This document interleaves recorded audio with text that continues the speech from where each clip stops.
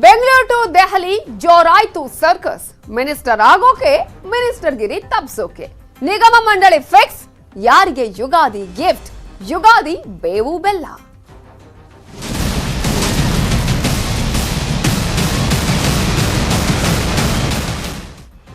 ರಾಜಕೀಯ ಚಟುವಟಿಕೆಗಳಂತೂ ಬಹಳ ಜೋರಾಗಿ ನಡೀತಾ ಇದೆ. ದೆಹಲಿಯಲ್ಲಿ ಜೋರಾಯ್ತು ಸಚಿವ ಸಂಪುಟ ಸೇರೋದಕ್ಕೆ ಲಾಬಿ.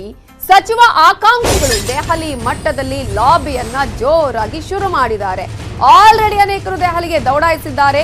ದೆಹಲಿಗೆ ದೌಡಾಯಿಸಿರುವುದರಲ್ಲಿ ಪ್ರಮುಖರು ರಮೇಶ್ ಜಾರಕಿಹೊಳಿ, ಬಸನಗೌಡ ಪಾಟೀಲ್ ಯತ್ನಾಳ್, ಅರವಿಂದ ಬೆಲ್ಲದ್. ಸಿಎಂ ಭೇಟಿಗೂ ಮುನ್ನವೇ ಈಗ ದೆಹಲಿಯಲ್ಲಿ ವೇದಿಕೆಯನ್ನ ಸಿದ್ಧ ಮಾಡಿಕೊಂಡಿದ್ದಾರೆ.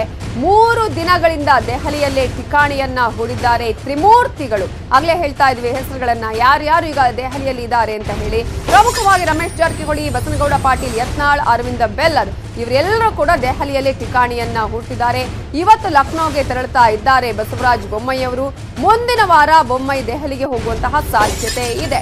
ಜೆಪಿ ನಡ್ಡಾ ಅವರ ಭೇಟಿಗೆ ಜಾರಕಿಹೊಳಿ, ಅರವಿಂದ ಬೆಲ್ಲದ್, ಯತ್ನವನ್ನ ಮಾಡ್ತಾ ಇದ್ದಾರೆ.